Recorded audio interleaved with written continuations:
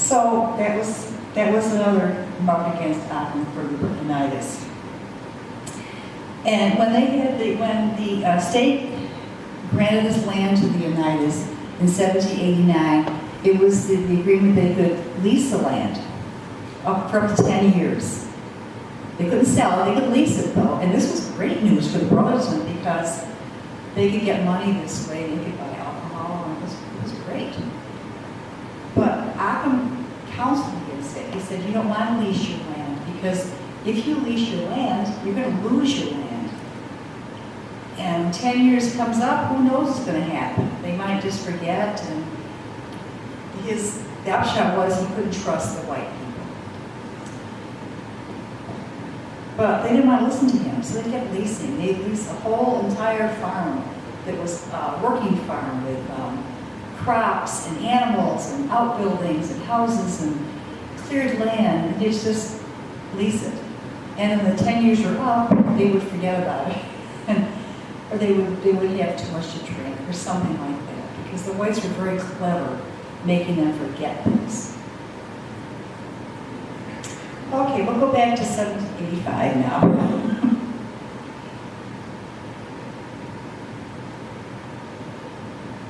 Let's see. There. Brotherton's formed. It was called Brothertown before that, but this is the official formation of Brothertown Indians. And this is from Samson Occam's journal. He wanted a government similar to that of the colonies, specifically Connecticut. And it was Elijah Wampum, one of the members of the tribe, who suggested that, who went back to Connecticut, got the Connecticut rules of order, the government order, and brought it back to the Brotherton so they could work on that. And they had laws against idleness and drunkenness and theft and thievery, neglect of children. They forbid dancing on Sundays. They had officers like Peacemaker and Fence Viewer, and they had marshals and overseers of the poor. It was a very organized community. Samson Occam was their spiritual leader. He was their judge, the healer, and he was the glue that kept them all together.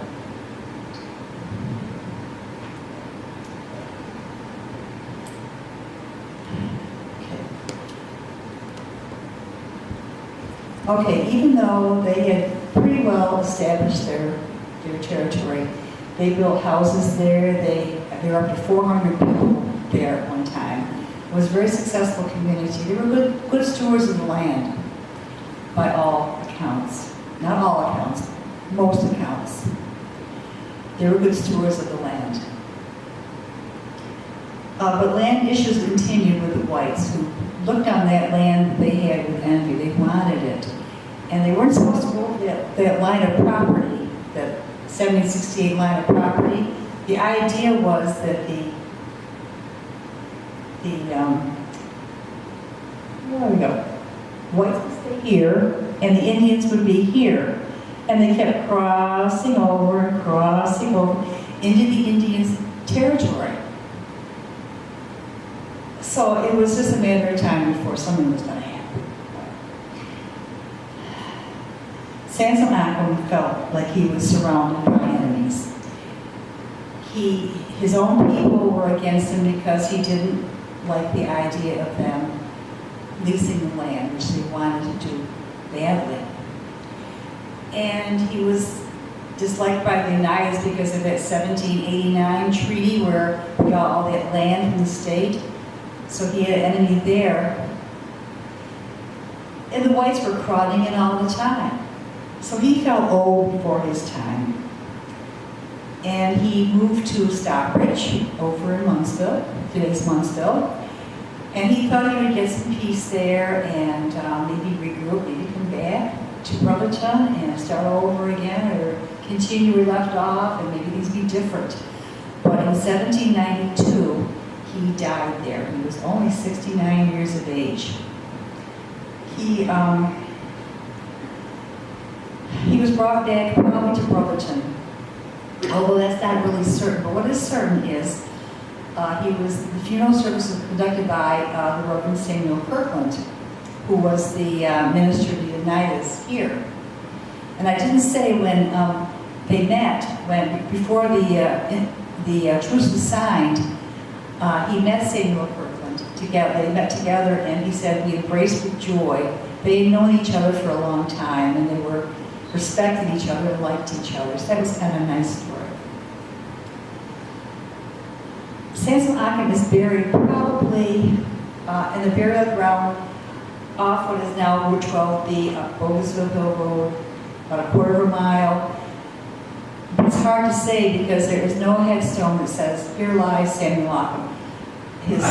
His granddaughter is buried there, the Fowlers are buried there, so it's very, very likely he's buried there too, but nobody really knows for sure. So anyway, once Samson Occam died, the Burlington community kind of fell apart. The leasing continued, and they became prey religious factions. And they were tempted by white ways. And they descended even more into poverty and misery. Governor Clinton saw all this. He was the governor at that time in the 1700s. And he, in 1795, he purchased from the whites 60% of the Botown territory. He purchased for the whites. He purchased it from the Botowns, sold it to the whites for 16 shillings an acre. And the money he got from that 60% of the land from the whites, he put into a trust for the future help of the Botown Indians. And then the 40% left, they divided into 149 lots.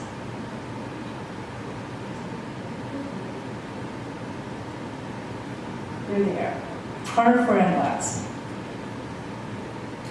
Right there's a picture of it. And that's roughly how it was, Clinton, Deansboro. It was mostly in Deansboro, I think, at that time, from Frank lots. On this map, it's up here is lot 22, 122, and that's where my house is. So that's why I think it's mostly Deansboro, because I live in Deansboro. And that's why it's very exciting to me, because I live in a house that's on Botown land. I don't think the house is a Botown house. It's old, but not that old.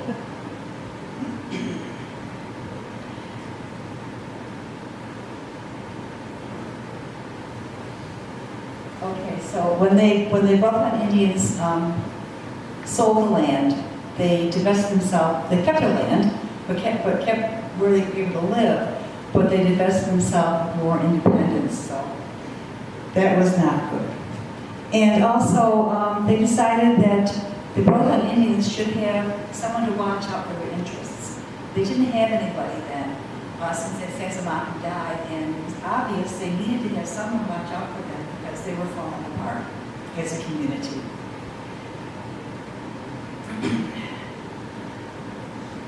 So, it was decided to have John Dean come.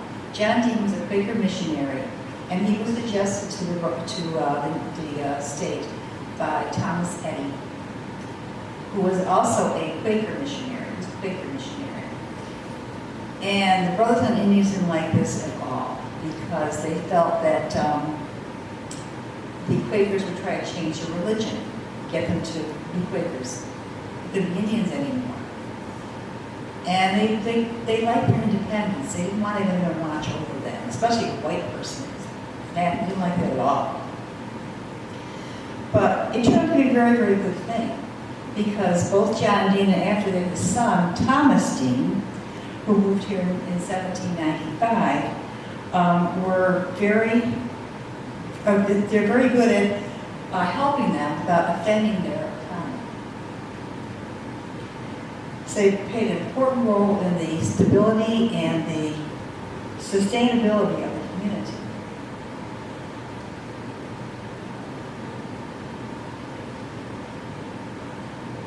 This is the community. This is a map that was drawn by Ken McConnell, who's a former historian of the town of Marshall. And well, there's Paris up there. It's not really north-south. It's a little difficult to look at, but the Clintons over here, that's Route 12B along there. Oops. Along there's Route 12B. This is where, around here is where Sansom Occam lived. Up here is Munsville, going up there to Munsville. And probably the burial ground is right around in here somewhere.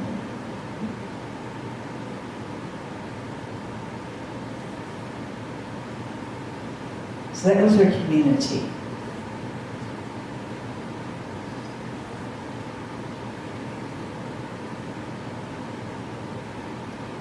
Okay.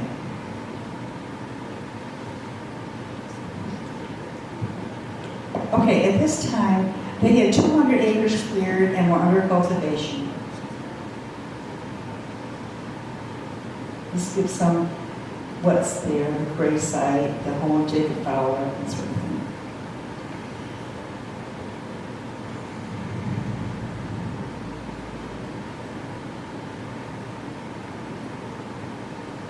So it was only a matter of time, as I said before they would have to move further west. And it looked like it was coming because the whites were still encroaching on their land. So they looked to move further west. And Thomas Dean arranged for them to move to Indiana. He had arranged with them to get a tract of land from the Delaware Indians in Indiana. So in 1812, he set off with some Burleson Indians to get to that land. But on their way, the Delaware Indians had sold the land to the government, so it wasn't available anymore, so they went back to New York State. So this time, Thomas Dean went to Washington and said, well, we need to have someplace we need to go somewhere. So they arranged for them to go to Fox River in Wisconsin, Green Bay, Wisconsin. And there's a large tract of land in Fox River where they could stay there. So they, again, took some Indians and stayed in Fox River for a while. But the government said, well, you'll have to move to Lake Winnebago because you can't stay at Fox River anymore, so they moved again. So they moved again to Winnebago. They stayed there a long time. They were there, now it's known as Calumet County in Wisconsin. And there are still Burleson Indians in Wisconsin. There's none in New York State that I know of. There even knows of. But in Wisconsin there are. So they have a large tract in the Fox River, and on Lake Winnebago, I'm sorry. And by 1848, most had moved from New York State to Wisconsin. Okay, now, there's Thomas Dean. He was a great person for them, just what they needed.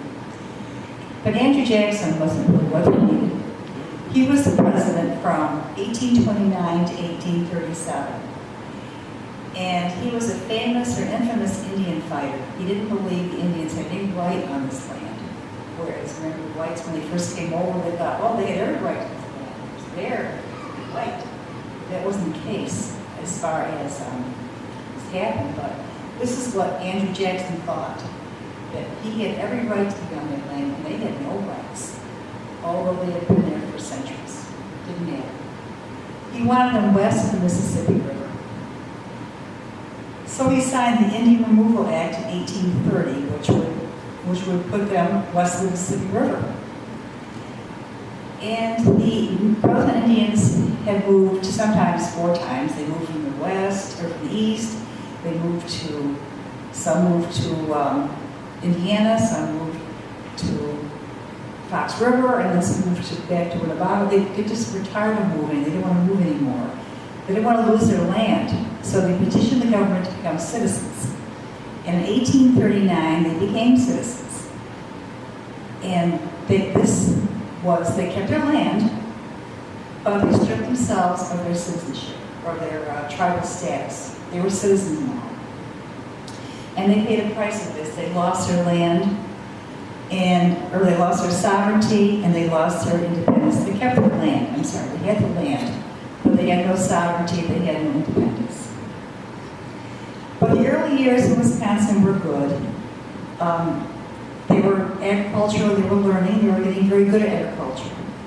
And they learned all kinds of trades. It was a good thing, but over the years, things got bad for them because they couldn't pay the taxes on their land. A lot of it was lost because of land reduction and encroaching white settlers. So a lot of them were just tenants on other people's land, or they moved in with their families to stay. Because more and more of their land they had eroded away. And they intermarried and they moved to different places. But they tried very hard to keep together as a tribe. They met at reunions and they had tribal councils. They tried to keep together as a tribe as much as they could. It was difficult because by 1900 it was impossible to continue as a tribe. They were so scattered all over, and they didn't have any territory left at all. And they were poverty-stricken. And the trees were rescinded right and left all the time. So they were pretty much homeless. But they continued to keep the Brothertown traditions alive by, as I say, homecomings and reunions. And in 1980, they applied to the Department of the Interior for recognition as a tribe, to be applied to be a sovereign nation. And this went on for several years, and in 2012, they were informed by the Bureau of Indian Affairs that because they were granted citizenship by an act of Congress, it would take an act of Congress to get it back. And they're still waiting. And they're very confident that it'll happen. They're comfortable that someday they'll get their citizenship back, they'll get their lands back. But right now they're doing very well. They have a 9-member council that meets once a month, and they have a written constitution. They have officers.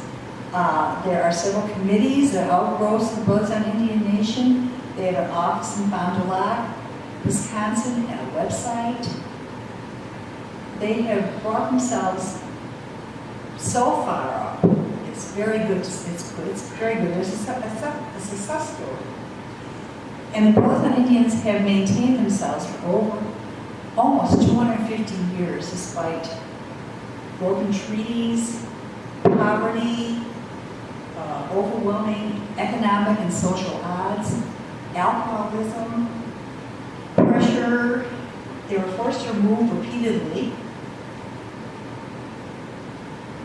But despite all this, the Brothertown Indian Nation has survived and has succeeded. And that's it. Any questions?